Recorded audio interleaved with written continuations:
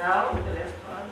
Sharon Singh Verma, Senior Fellow, Department of Economics. It's very important in the current times, particularly the women's health, the world over in general and India in particular. The first reason is that 800 women are dying every day, and 99% of them in developing countries, and nearly 160 per day in India. That is really alarming, and more alarming is that the kind of attempts that are made at solving this kind of a big challenge and a tragedy is also aimed at commercialization of the medical field, the health field. Even in the studies that have been carried out, their focus has also been appears to be superfluous, only dealing doctor, disease and the drugs, and not the structural causes. So that has been one of the reasons why I chose to work on this topic and to share some of my findings that I have done on the field. The problem remains a challenge even in the Western world. Although few would argue that is one of the recent formula developed by Nelson Piercy in 2001 suggested that within the scope of desired approaches to lowering maternal mortality rates, it could be argued that discussion characterizes a relatively micro and individualistic analysis, one that tends to block structural thinking and structural policy-based solutions. We can develop more points of intervention for maternal obstetric care and for keeping preterm and underweight newborns alive. But what is causing these mothers and babies to be vulnerable in the first place? That is a million-dollar question that needs to be given a proper attention. Similarly, improving optimal maternal and newborn care is surely important. But what factors are placing these mothers and babies at risk in the pre-conception years? That is also important. That leads one to think that the schemes like PDX, nutrition, the issue of accessibility, affordability, the other dichotomies that exist in most of the developing countries, the rural-urban dichotomy in India, gender-based issues, and the accessibility in other forms, that remain challenged. These structural causes are best articulated within the realm of political economy of health. There have been studies that have brought out the importance of taking it in a political economy perspective, and they have, during the last decade, provided detailed discussions of the ways that the political economy approach can provide solution-focused insights regarding how to tackle health inequities and their genesis in maternal and social deprivation. Although individual mothers require the best patient care to ensure the best birth outcome, it is imperative that we also consider the societal context within which women live and hence the societal causes of maternal mortality. The causes of maternal mortality. A political economy lens is central to modern efforts to understand and tackle these causes of growing inequity in health outcomes related to intersection of classism, racism, and sexism, to name a few. These are structural determinants of health. They are called structural because they are part of the political, economic, and social structure of society and of culture, and that informs them. In a political economy of health approach, emphasis is directed to the role of the economic organization of society in production and distribution of disease and burden of illness, and the ways that disease and illness are framed and treated. Materialist perspectives on health and healthcare direct our attention to questions about how some groups of people persistently have worse health than others, and how some countries have different kinds of healthcare systems and decidedly different health and well-being outcomes of their citizens.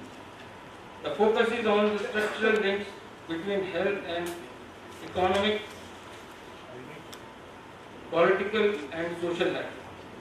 Structural causes of maternal and infant mortality have been found to involve the following factors: racism-related stress and socio-economic hardship during pregnancy, and in the pre-conception years, high prevalence of low income among women who experience serious hardship during pregnancy, high poverty rates and lack of access to a socialized healthcare system, as is the case in some of the Western countries as well.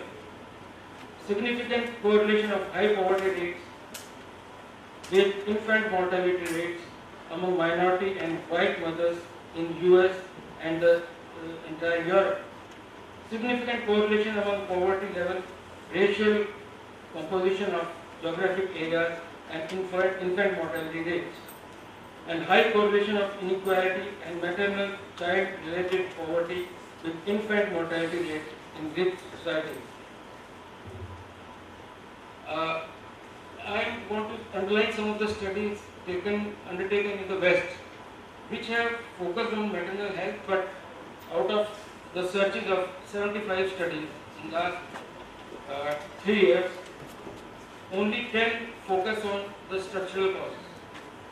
Even in India, out of 120 studies published in Indian Public Health Journal and other journal of repute in India, only 7 or 8% studies focus on the structural causes and the political economy related causes. And some of them they can be named. I mean, Imran Khatib, Mohan Rao, and even David Legge, he has also brought out these things. Just to name a few. Most of the studies, they have focused only on the maternal deaths, their volume, and only the sort of how it is a different problem. But the approach has not been one that takes into consideration the causes of the causes. Why these deaths are taking place, why the systems of the public health system are failing, why the policies of neoliberal economic policies, they are sort of playing havoc not only with the pure health systems but also the nutrition and other things of issues of accessibility. The ready availability of largely individualistic biophysically based analysis regarding maternal health outcomes provides a stark contrast with the dearth of qualitative and quantitative evidence about structural causes of poor health. This situation is a reflection of the strong presence of neoliberal ideology that permeates conventional health thinking, health care, and health policy. At the heart of this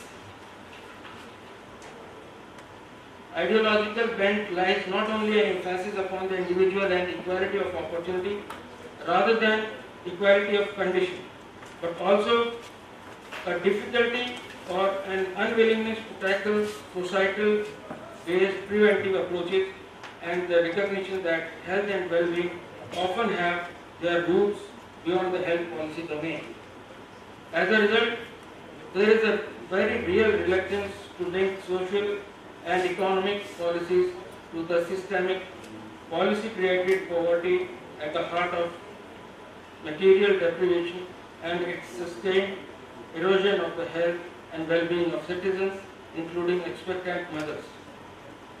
Hence, the political economy of health considerations are a much neglected aspect of public policy, even in the Western countries. We have tried then to undertake a study in UP just to understand the political economy of health, of women's health particularly. And we took 3 districts, and our study was based on 2 factors, 2 things. One is the evaluation reports of JSY,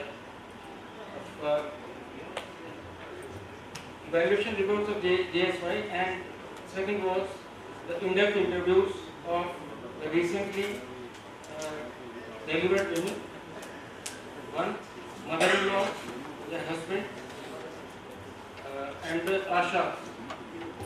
And we came to the conclusion that the study was from the different districts of UP, which represent western, eastern, as well as the Bundelkhand region. The findings that come, this thing I would like to share, that is, number one, we also evaluated the budgets in the post and pre-NRHM period. We also evaluated the health financing pattern and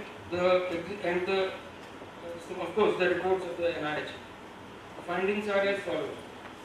Number one, the financing pattern has been even declining in the post NRHM period. On the one hand, you see the budget increasing as transferred under the NRHM head, but when it comes to the women health, the budget remains as GDP remains less than 1. Throughout the NRHM period, it has not crossed 1% of SDG. In the pre-NRHM period, it has been somewhere around 0.9 to 1.2%. That is one. That means this has not influenced the government to transfer money to women's health. That has been one. And second is the out-of-pocket expenditure. All through 2005 onwards has been on the rise.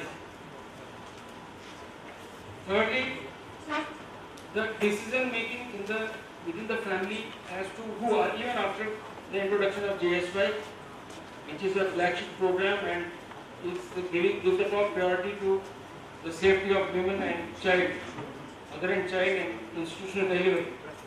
Even there, decision as to where the woman will go for delivery is not taken by the women. And in our study, 72% of women have to abide by the decision taken by her mother-in-law or husband. That is one. That is also an issue of how these structures exist. Then the issue of accessibility. In our study, nearly 6% of people, they reported illness, but they did not go to the hospital. That means they are left out of any kind of a health system. They are not receiving any health care. That is another, that is our health policy, that is our systemic arrangement that is there. And then we have the issue of rural-urban dichotomy. 80% of CHCs are situated in the urban area. Community health centers, they are supposed to be to cater to the rural population, but 80% are situated in urban areas, and all district hospitals, of course, they are there, and the tertiary care is all in the urban area. So in UP, nearly 79% of people live in rural areas, and only 20% of health facilities are available in rural areas, BHC and sub-sector. That is last.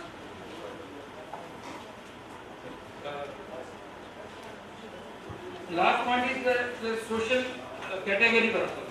Social category also, the poorer section, income-wise as well as social status-wise, they also are at a disadvantage when seeking health care either in the PHC or in the CHC. But even most of them, they don't approach the bigger tertiary centers. That is another issue. In conclusion, I would like to say that the studies, the research that is taking place, that should focus on the causes of the causes.